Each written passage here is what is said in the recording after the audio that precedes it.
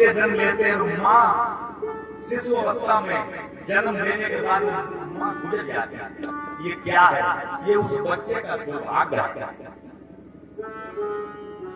जो मानव शरीर लेकर माँ के दूध का मैं जैसा न कर पाया, उसका फर्ज न निभा पाया, तो जन्म भी मिलेगा, हम पुत्र भी बनेंगे, लेकिन माँ बाप का प्यार नहीं मिलेगा।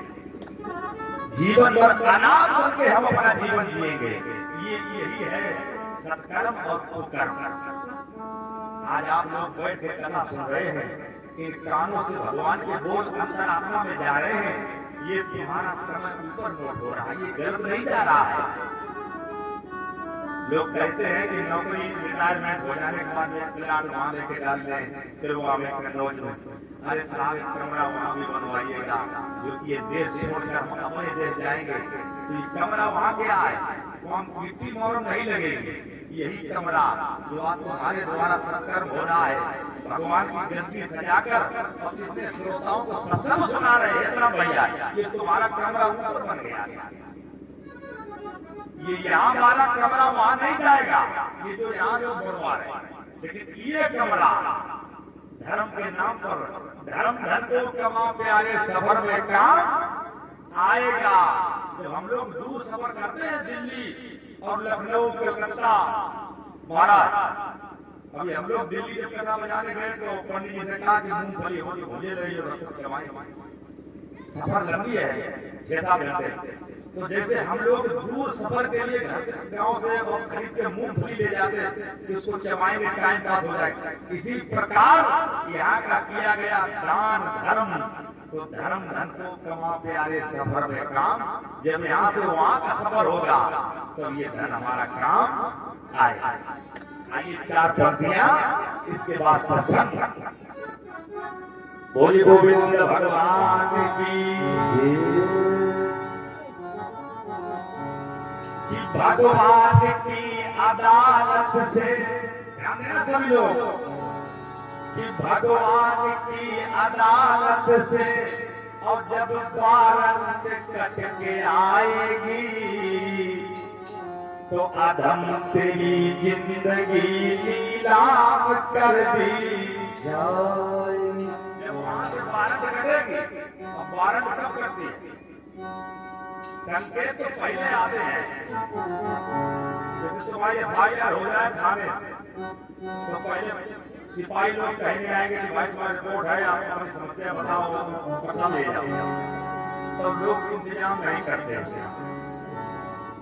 और फिर वो रिपोर्ट चौकी से थाने जाती, थाने से SP के यहाँ, SP के यहाँ से मारा आगे बढ़ती चली जाती है।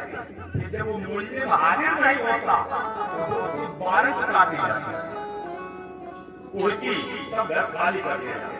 बात समझ रहे? इसी प्रकार हमारे तुम्हारी छोटी मोटी ये जान ऊपर से सूचना आती है, बाल सफेद होने लगे तो एक फरमाना आता है कि भाई अब समझ जाओ।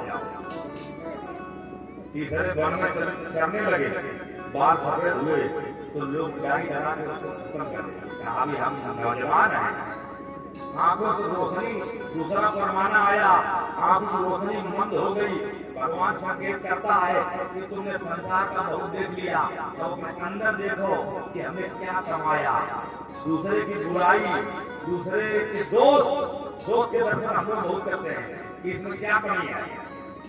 कुछ लोग कथा सुनने आते हैं, हम 100 बातें बढ़िया कहें, उसका ध्यान नहीं लोग देते, और एक अगर वाणी से का की जगह क्यों निकल गया तो लोग उसको कैच कर लेते हैं कि महाराज जी को ये कहना चाहिए था, का की जगह क्यों कह।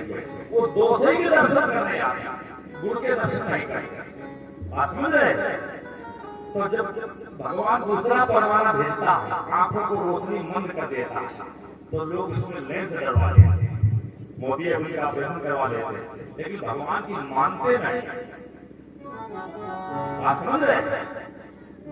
तमाम प्रकार से परमाना आते, जब मानते नहीं तब भगवान फिर एकदम वारंट काटता। फिर तुम खा रहे, पी रहे, सो रहे, जा रहे, फिर रास्ते में चल रहे हो, फिर काल में जो निशाना अपना बनाया, फिर कौन हालत में कुर्ता पहने कि पैंट पहने कि धोती पहने, क्या कर रहे, फिर एकदम कोई गुंजाइश नहीं है। अन्य पूरा सीधे कर दिया जाता है। तो ये कवि ने कल्पना की है, प्रेमी जी कि भगवान की अदालत से और जब वारंट कट के आएगी तो अधम तेरी जिंदगी नीलाम कर दी जाएगी कि सूख गए वो बाग, कि सूख गए वो बाग और जिनके हजारों माली थे। और सिकंदर जब गया तो उसके दोनों हाथ खाली थे। सिकंदर जैसा राजा जब इस धरती से गया तो कुछ लेकर नहीं गया। बात समझे परीक्षित महाराज। अब तीसरा बात क्या बताया कि कल देखना इन फूलों पर रंगत न रहेगी और ढल जाएगी ये उम्र तो सूरत ना रहेगी। कल देखना इन फूलों पर रंगत न रहेगी और ढल जाएगी ये उम्र तो सूरत ना रहेगी। जो काया हमारे लिए बैठे कल नहीं रहेगी। ये काया कमजोर होगी, शरीर जर्जर होगा, हाथ पैर है अभी जो हम इंतजार कर रहे हैं कि अभी नहीं बुढ़ापे पर राम नाम लेंगे तो जो दांत एक और नहीं रहे हैं तब कई और राम राम लेके निकलिए आम आम, तब उससे समस्या हल होने वाली। तो जब भगवान दांत गए शरीर में बढ़िया तंदुरुस्ती दी तो राम नाम ले लो। तो वह क्या जा रहा है, बिगड़ेगा नहीं साथ। कि कल देखना इन फूलों पर रंगत न रहेगी और ढल जाएगी उम्र तो फिर सूरत न रहेगी। अंतिम बात क्या लिखा कि कमाने की उम्र है, यही उम्र है, कमाने की उम्र है तो कमा लीजिए प्यारे और ऊपर से गिरी बाजार तो फिर कीमत ना रहेगी। जब ऊपर से बाजार बढ़ेगी तो फिर कोई कीमत नहीं रहेगी। अब कमाना क्या है, ये नहीं, ये नहीं, ये तो भगवान जो भी देगा वो तो दे ही देगा। राम नाम रूपी धन कमाओ प्यारे, वही धन तुम्हारे साथ जाएगा। एक सेठ जी बहुत अमीर थे साहब, बहुत अमीर, अरबों खरबों की संपत्ति,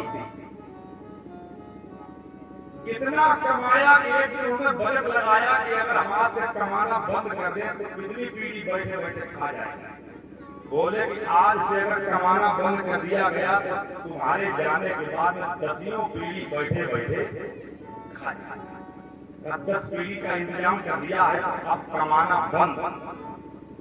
एक बढ़िया मकान बनवाया, अच्छा उसमें एक अपना शोरूम बनवाया, बैठे रूम, उसमें बढ़िया बेड और मोटा वाला गद्दा, स्पंज की तकिया, एसी, सब व्यवस्था की।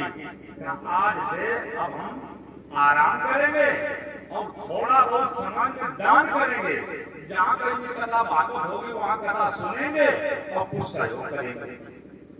ये विचार किया, धर्म करेंगे और आराम करेंगे। और साहब लेटा, रात में उसके जीवन की फाइल पूरी हो गई। यमराज ने दूध भेजे कि जाओ सेठ जी लेके उनको ले आए। तो रात को 12 बजे यमराज के दूध खोपड़ी खड़े हो गए। जगह का काले कलू के चांडाल 4 यमदूत खड़े करिया करिया। फिर महाराज कौन है? बोले हम यमदूत हैं।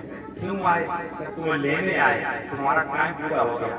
सेठ जी कहे कि आज हमने निर्णय लिया, आज से हम आराम करेंगे, दान करेंगे, धर्म करेंगे, कथा भागवत करेंगे, सुनेंगे। और आज हमारा जाने नंबर तो पैसे वाला सेठ था, जीवन भर वो रिश्वत देता था पुलिस दरोगा जी को।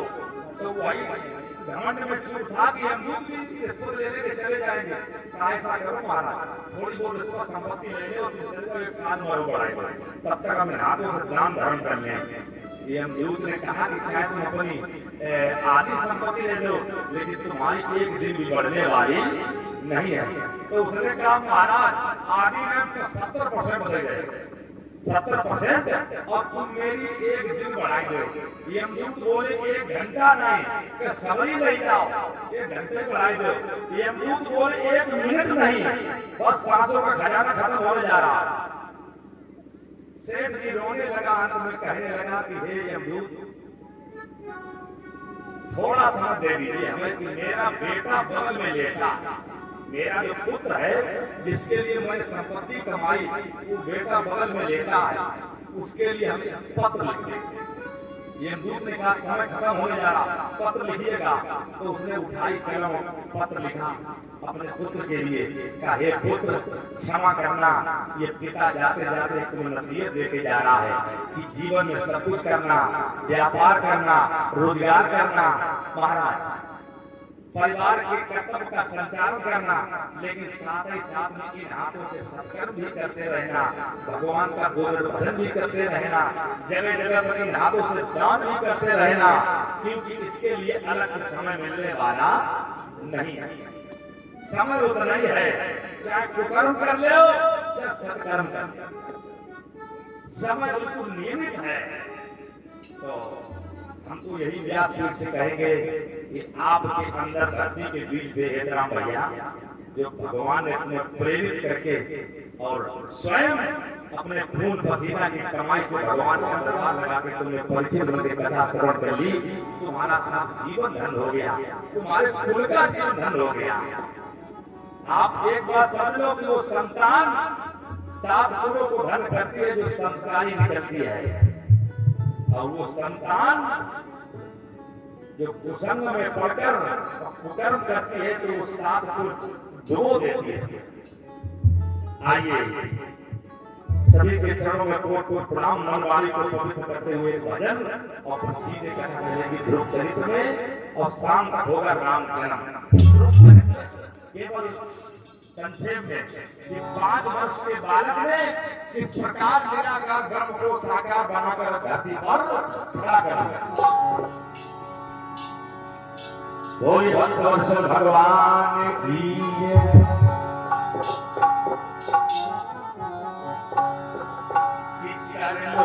कर लो भजन जिम सार। ध्यान देना, ये सब ठीक है, ये ढोलक आरगन निगाना बजना इसको ध्यान में देना, इसको बजते ही रहता, लेकिन शब्दों को ध्यान देना, एक एक शब्द लाख टके का है। ना तुम जैसे बीन की धुन में सांप नहीं मस्त हो जाता, तो मस्त हो वो मौत हो जाता, तो साथ मस्त ना होना, ये शब्दों पर मस्त हो जाएगा। परिचय महाराज कर लो भजन जिम सार, उमरिया प्यारे थोड़ी सी रही, कर लो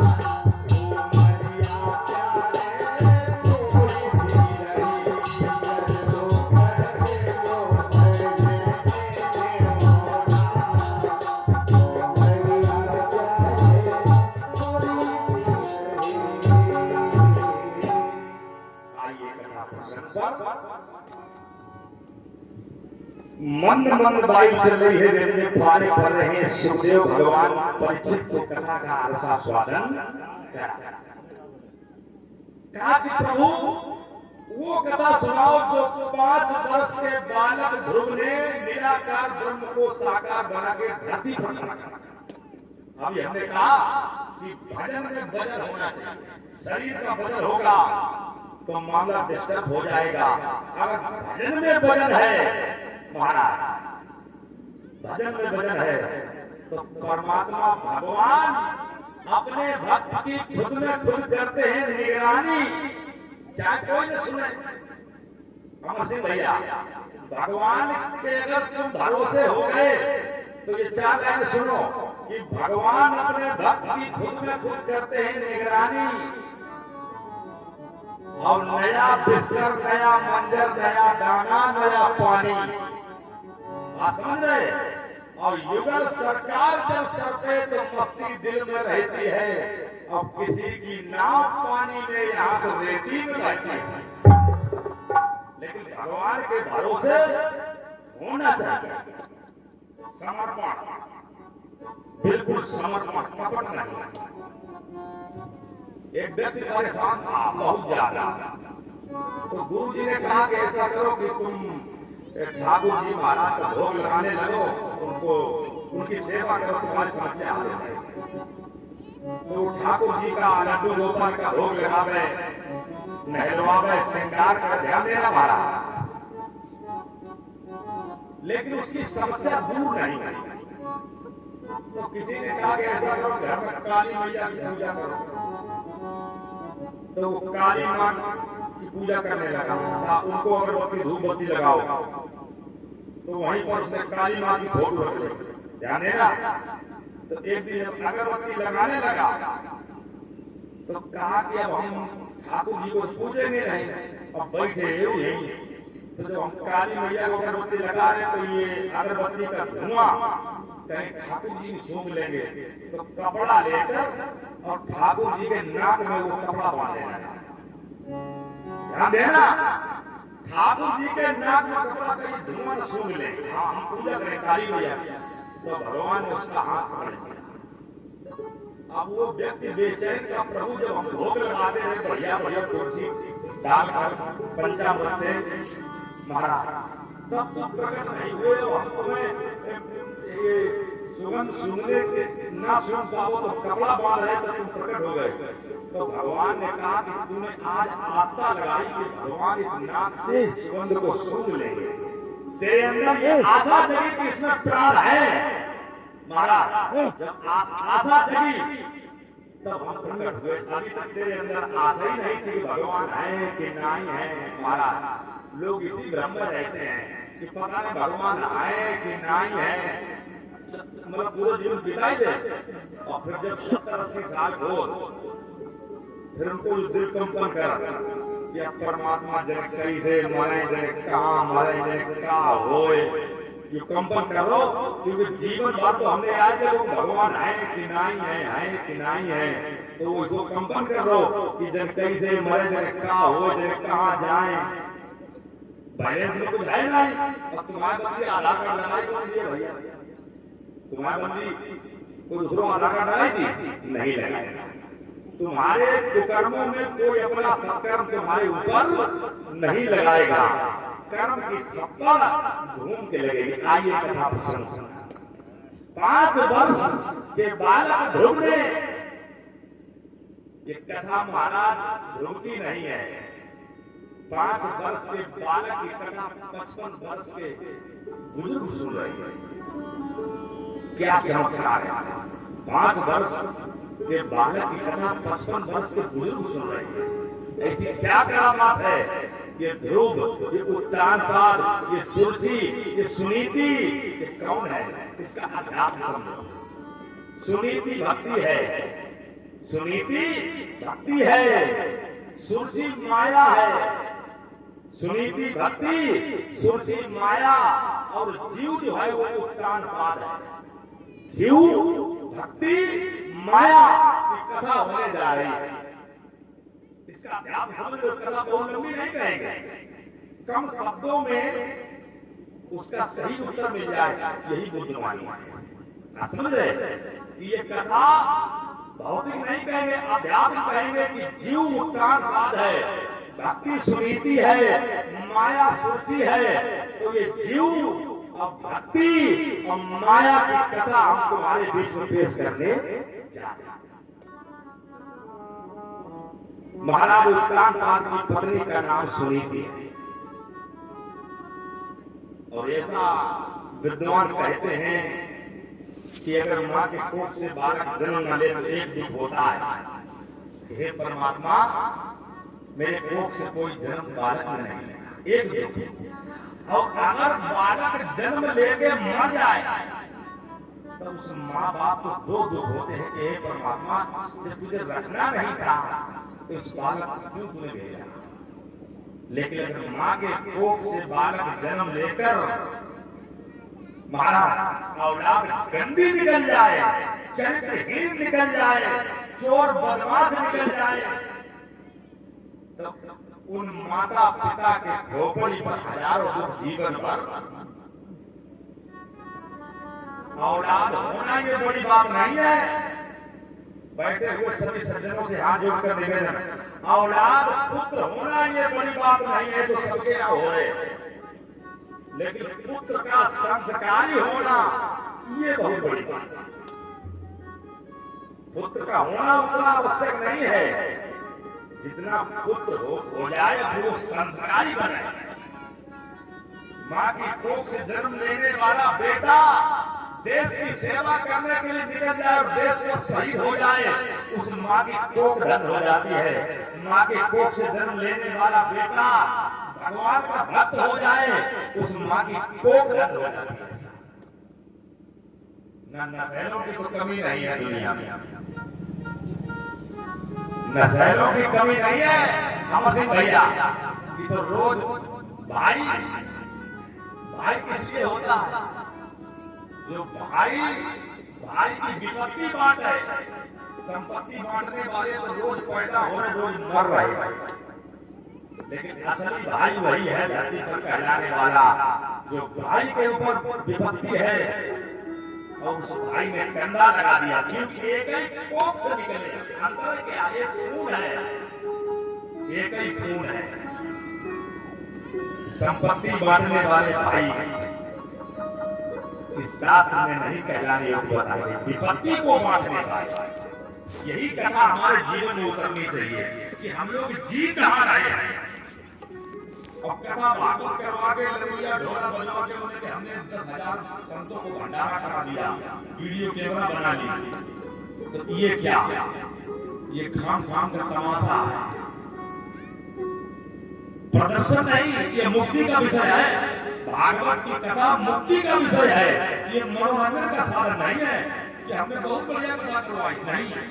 उस कथा से तुमने प्राप्त क्या, उस कथा से तुमने सीखा क्या, ये समझने का विषय है। महाराज कथा प्रसंग पर आइए।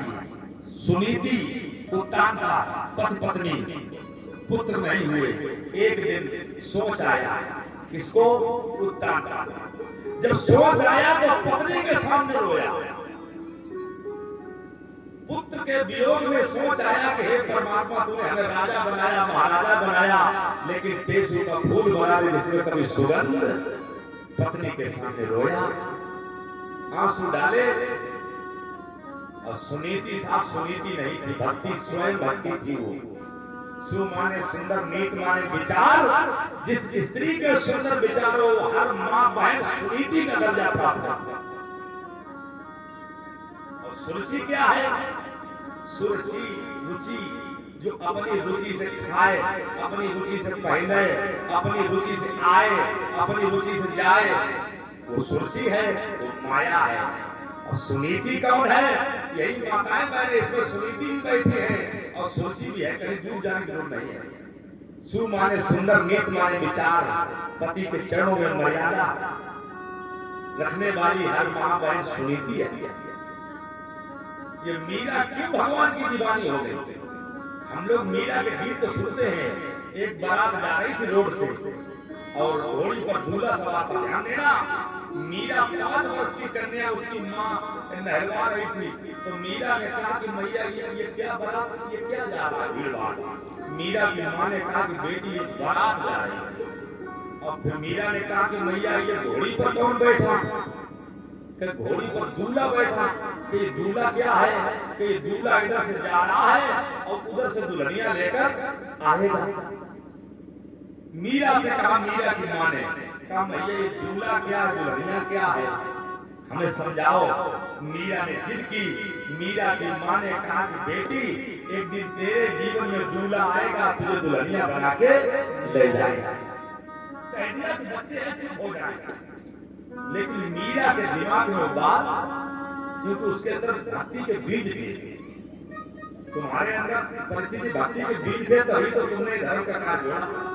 और जिसके अंदर भक्ति के बीज नहीं, कि जितने भी श्रोता बैठे हैं हमारी माताएं बहने भैया, इनके अंदर भक्ति के बीज हैं, तब इस पांडाल में समय दे रहे हैं। तमाम लोग आनंद से कथा सुन रहे हैं, वो हमारी कमी निकालने के लिए बैठे होंगे खेतों में दूर कि कहाँ पंडित जी ने शुरू कर। बात समझ रहे हैं। भक्ति के बीज मीरा के अंदर थे। ध्यान देना, उसी तरह पर आइए। मीरा ने कहा कि भैया ये दूल्हा क्या है, दुल्हनिया क्या है। मीरा की माँ ने कहा कि बेटी एक दिन दूल्हा आएगा, तुझे दुल्हनिया बना के ले जाएगा। मीरा ने जिद कर ली कि मैया वो दूल्हा कब आएगा और मुझे दुल्हनिया बना के कब ले जाएगा। उसने खाना पीना ढील दिया कि मैया दूल्हा कहाँ, दूल्हा कहाँ। तो मीरा 5 वर्ष की बेटी बालक बच्ची थी। मीरा की माँ ने मीरा की उंगली पकड़ी और एक गोपाल जी का मंदिर था, भगवान का नैया। उस मंदिर में ठाकुर जी की प्रतिमा थी। मीरा की माँ ले गई और चुप कराने के लिए, जैसे बच्चे रोते कि देखो वो क्या कही जाते हैं ना मौसी कि मौसिया, बच्चे चुप नहीं होते। तो वो मीरा की माँ ने कहा कि देखो ये दूल्हा एक दिन आएगा और तुम्हें दुल्हनिया बना के ले जाएगा। तो मीरा ने 5 वर्ष की मीरा ने इस बात को सत्य मान लिया। माँ के द्वारा कही हुई बात को सत्य मान लिया। और उसी दिन से मीरा श्याम की दीवानी, दिन रात खाते पीते बस एक ही रखा